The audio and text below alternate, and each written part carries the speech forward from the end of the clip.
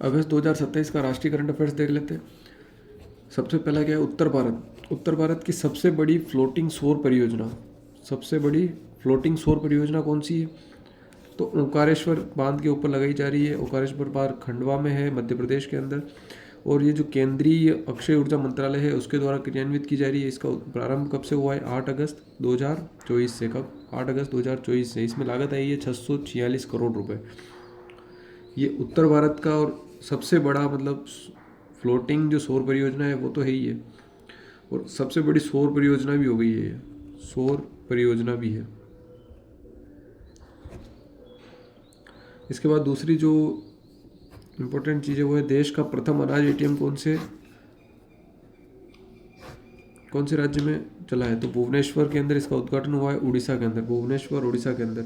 ये संयुक्त पहल है। किसकी संयुक्त पहल है? यूनाइटेड नेशन विश्व खाद्य कार्यक्रम की। संयुक्त राज्य का जो विश्व खाद्य कार्यक्रम है उसकी, और एक ओडिशा सरकार की, दोनों ने मिलकर इसको चलाया है। भारत का ये पहला एक ऐसा एटीएम है जो 24 घंटे चलेगा, और उसमें क्या है, अनाज वितरण की मशीन चालू रहेगी 24 घंटे। ठीक है, वो ऐसा करने वाला उड़ीसा क्या पहला राज्य बन गया है देश में। ऐसा करने वाला उड़ीसा पहला राज्य बन गया है। कैसा? 24 घंटे, सातों दिन कौन सी मशीन चलेगी? अनाज एटीएम चलेगा, अनाज वितरण मशीन चलेगी। और तो क्या हो जाएगा, सार्वजनिक वितरण प्रणाली जो है वो 24 घंटे 7 दिन तक उपलब्ध कराने वाला पहला राज्य बन गया है उड़ीसा।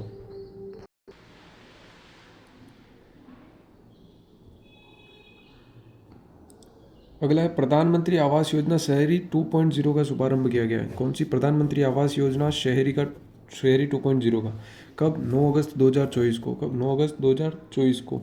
इसका लक्ष्य क्या है? लक्ष्य ये है कि 5 वर्षों में 1 करोड़ घर बनाने। कौन से? शहरी क्षेत्र में। 5 वर्षों में 1 करोड़ घर बनाने शहरी क्षेत्र में। 9 अगस्त 2024 को 2.0 प्रधानमंत्री आवास योजना शहरी का उद्घाटन हुआ। ठीक है, इसकी हिस्ट्री अगर देखें, इसका इतिहास कि प्रधानमंत्री आवास योजना शहरी कब से आई है, तो 25 जून 2015 से आई है। शहरों में आवास बनाना है। आवास किन किन लोगों के? कमज़ोर वर्ग का, निम्न आय वर्ग का और मध्यम आय वर्ग का। निम्न आय कमज़ोर वर्ग आय को 3 लाख से नीचे की कैटेगरी में रखा गया है। निम्न आय वाले को 3 से 6, और 6 से ऊपर वाले को मध्यम आय की कैटेगरी में रखा गया है। ठीक है, अगला है भारत का संविधान। भारत का जो प्रथम संविधान संग्रहालय है वो कहाँ पे बन रहा है? भारत का प्रथम संविधान संग्रहालय कहाँ बन रहा है? वो बन रहा है OP Jindal global university Sonipat के अंदर। ठीक है, ये जो संविधान निर्माण की 75वीं वर्षगांठ है उसके उपलक्ष्य में बनाया जा रहा है। संविधान निर्माण की 75वीं वर्षगांठ के उपलक्ष्य में मनाया जा रहा है। इसका उद्घाटन कौन करेगा? वो पता नहीं कौन करेगा, अभी नवंबर में करेंगे, 26 नवंबर 2024 को। 26 नवंबर 2024 को जब संविधान दिवस मनाया जाता है तभी करेंगे। संविधान दिवस भी इसी दिन मनाया जाता है। ठीक है, 26 नवंबर 2024 को करेंगे। अगला है बेगलेस डे। बेगलेस डे कौन मनाएगा? ये केंद्रीय शिक्षा मंत्रालय लेके आया है इसको। कौन? केंद्रीय शिक्षा मंत्रालय। राष्ट्रीय शिक्षा नीति 2020 के तहत कक्षा 6 से 8 तक के जो सभी छात्र हैं वो 10 दिवसीय बेगलेस अवधि के अंदर भाग लेंगे। ठीक है, इस 10 दिवसीय बेगलेस अवधि में क्या होगा, सभी जो स्थानीय विशेषज्ञ हैं उनके साथ उनको मिलाया जाएगा, उनको कार्य करने का तरीका बताया जाएगा, कैसे क्या काम करते हैं उनके पास, उनके अनुभवों को साझा किया जाएगा, उनके पास ले जाके।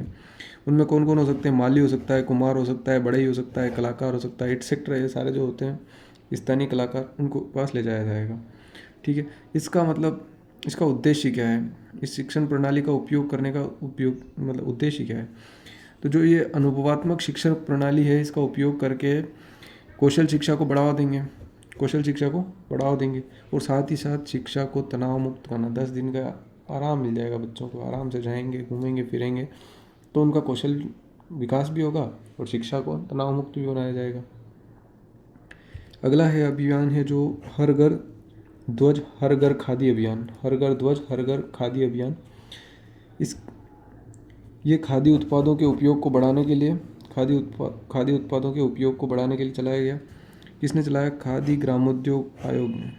खादी और ग्रामोद्योग आयोग द्वारा चलाया गया। भारत के अंदर 3 जो नए रामसर स्थल है वो 14 अगस्त 2023 को 3 नई जो आर्द्र भूमियाँ थी उनको रामसर स्थल की लिस्ट में शामिल कर लिया गया है। कौन कौन सी थी? नंज नारायण, काजू वैली और तवा जलाशय। कैसे याद रखना है? नंज नारायण, नारायण काजू लेके तवे पर सेकने चला गया, ठीक है। नंज नारायण, काजू वैली और तवा जलाशय। नंज नारायण और काजू वैली तमिलनाडु में है, दोनों ही क्या है? पक्षी अभ्यारण्य है, ठीक है। नंज नारायण, काजू वैली और तवा जलाशय मध्य प्रदेश में। इसी के साथ भारत में कुल रामसर स्थल कितने हो गए? तो 85। कुल रामसर स्थल कितने हो गए? 85। सर्वाधिक अगर रामसर स्थल देखा जाए कि रामसर साइट्स इंडिया में कहाँ है, तो तमिलनाडु में है। कितनी है? 18। तमिलनाडु में है कितनी है? 18, ठीक है। जून 2024 को बिहार के नागी एवं नकटी अभ्यारण्य को भी रामसर सूची में शामिल किया गया था, ठीक है। अब रामसर स्थल जो है, रामसर के बारे में पूरी मतलब हिस्ट्री देख लेते हैं कि 2 फरवरी 1971 को रामसर कन्वेंशन हुआ। 2 फरवरी 1971 को क्या हुआ? Ramsar convention. कहाँ पर हुआ? ईरान के अंदर एक शहर है रामसर, वहाँ पे। ये क्या था? एक आर्द्र भूमियों के संरक्षण के लिए एक कन्वेंशन था, ठीक है। इस ये एक प्रकार से अंतर्राष्ट्रीय पर्यावरण संधि मान सकते हैं इसको, अंतर्राष्ट्रीय पर्यावरण संधि है, ठीक है। किसने करवाई थी? तो यूनेस्को के तत्वाधान में आयोजित की गई थी। इसी उपलक्ष्य में 2 फरवरी 1971 को जब रामसर कन्वेंशन हुआ, इसी के उपलक्ष्य में 2 फरवरी को क्या मनाया जाता है? आर्द्रभूमि दिवस मनाया जाता है, ठीक है। भारत 1982 से इसमें शामिल हुआ है। 1982 से ही इस पे साइन किए। भारत में पहली जो रामसर स्थल थे वो कौन से थे? 2 थे, दोनों को एक साथ हुए थे, ठीक है। फर्स्ट रामसर स्थल ऑफ इंडिया चिल्का झील उड़ीसा की और केवलादेव राजस्थान का, ठीक है। अब अगर वैश्विक स्तर पे बात करें भारत की, तो विश्व में सबसे ज़्यादा अगर वेटलैंड्स देखें तो यूनाइटेड किंगडम में है, ठीक है। उसके बाद मेक्सिको में और उसके बाद भारत में है, ठीक है। अगला अगस्त की अगर नियुक्तियों की बात करें कि अगस्त में किन किन पदों पर नियुक्तियां हुई है नहीं, तो टीवी सोमनाथन क्या बने? नए कैबिनेट सचिव बनाया गया है। नए कैबिनेट सचिव के रूप में इनको नियुक्ति दी गई है। भारत सरकार के नए कैबिनेट सचिव है टीवी सोमनाथन, ठीक है। उसके बाद है लेफ्टिनेंट जनरल साधना सक्सेना।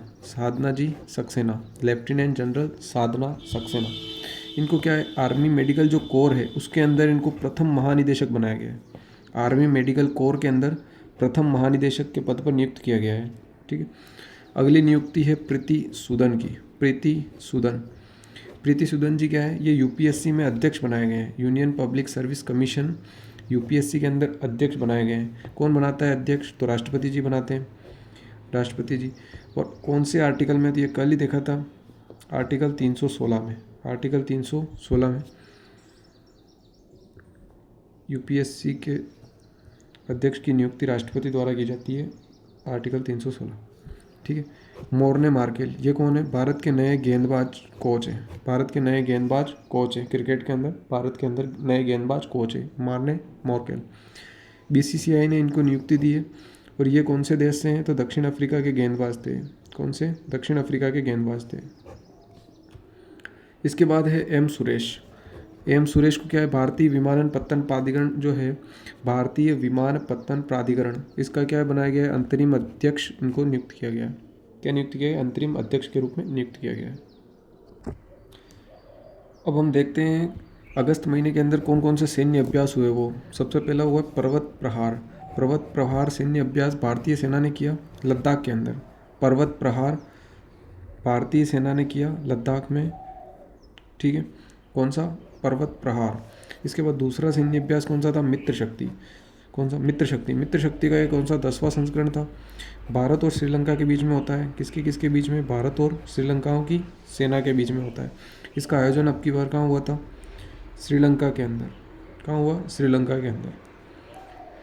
अगला अब देखते हैं चर्चित स्थल जो अगस्त के अंदर बहुत ज़्यादा चर्चा में रहे थे। वो ओडिशा।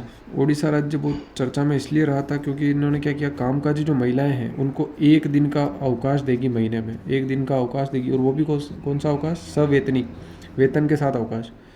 ठीक है, सवैतनिक अवकाश देगी कामकाजी महिलाओं को ओडिशा सरकार। ठीक है, एक दिन के लिए। ऐसा करने वाला यह तीसरा राज्य बन गया। पहला कौन था, केरल। दूसरा कौन था, बिहार। तीसरा कौन है, उड़ीसा। पहला कौन था, केरल, बिहार और उड़ीसा। केरल, बिहार और उड़ीसा। ठीक है।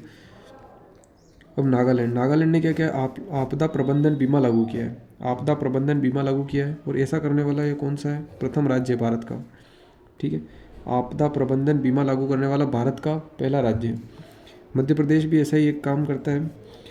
मध्य प्रदेश ने क्या किया, सैनिटरी पैड के लिए क्या करता है, पैसे देने लग गया। मध्य प्रदेश सरकार ने सैनिटरी पैड के लिए पैसे देने की शुरुआत करी। ये ऐसा करने वाला प्रथम राज्य है भारत के अंदर, ऐसा प्रथम राज्य है जो सैनिटरी पैड के लिए पैसे देगा। अगस्त के अंदर जो पुरस्कार मिले उनकी बात कर लेते हैं। आप अगस्त के अंदर पुरस्कार कौन कौन से दिए गए। 70वां राष्ट्रीय फिल्म पुरस्कार दिया गया। कौन सा, 70वां राष्ट्रीय फिल्म पुरस्कार किसे दिया गया, बेस्ट फिल्म हिंदी के लिए किसको दिया गया, गुलमोहर को। किसको दिया गया, गुलमोहर को। बेस्ट हिंदी फिल्म गुलमोहर। ठीक है। सर्वश्रेष्ठ अभिनेता की अगर बात की जाए तो सर्वश्रेष्ठ अभिनेता कौन है, ऋषभ शेट्टी।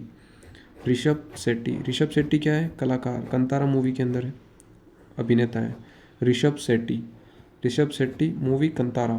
ठीक है। इसके बाद सर्वश्रेष्ठ अभिनेत्री तो इसको दो जनों को दिया गया, दो अभिनेत्रियों को दिया गया। एक तो नित्या मेनन और दूसरी मानसी पारेख। नित्या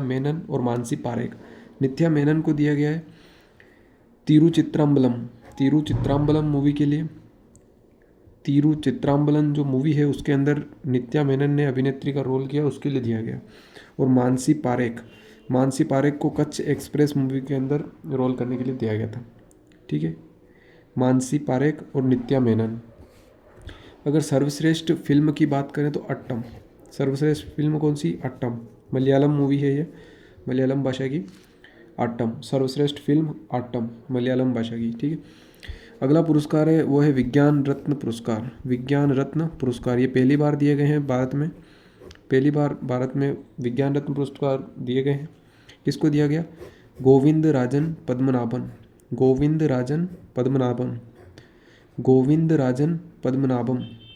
ठीक है, गोविंद राजन पद्मनाभम इसको दिया गया। ठीक है, देश का पहला पुरस्कार है। अगला कौन सा है, companion of the order of Fiji. Order of Fiji का अवार्ड किसे दिया गया, राष्ट्रपति द्रौपदी मुर्मू। ठीक है, ये फिजी देश का क्या है, सर्वोच्च सम्मान है फिजी देश का सर्वोच्च सम्मान है, दिया गया है राष्ट्रपति द्रौपदी मुर्मू जी को। Companion of the order of Fiji, राष्ट्रपति द्रौपदी मुर्मू। ओलंपिक ऑर्डर जो पुरस्कार है वो किसे दिया गया है, अभिनव बिंद्रा को। किसको, अभिनव बिंद्रा। ओलंपिक ऑर्डर किसे दिया गया है, अभिनव बिंद्रा को दिया गया। किसने दिया है, IOC, इंटरनेशनल ओलंपिक कमेटी ने दिया है अभिनव बिंद्रा को। अभिनव बिंद्रा क्या है, एक निशानेबाज है। इनका खेल कौन सा है, तो निशानेबाजी। अभिनव बिंद्रा कौन सा खेल है, निशानेबाजी। अभिनव बिंद्रा को कौन सा, निशानेबाजी करते हैं अभिनव बिंद्रा। IOC ने इन्हें ओलंपिक ऑर्डर अवार्ड दिया है। इस वीडियो में अगस्त की सारी चीज़ें कवर करने की कोशिश की है, जो राष्ट्रीय महत्व की है उन सारी चीज़ों को इसमें कवर करने की कोशिश की गई है। ठीक है, अच्छा लगा हो तो लाइक शेयर एंड सब्सक्राइब ज़रूर करें। Thank you for watching.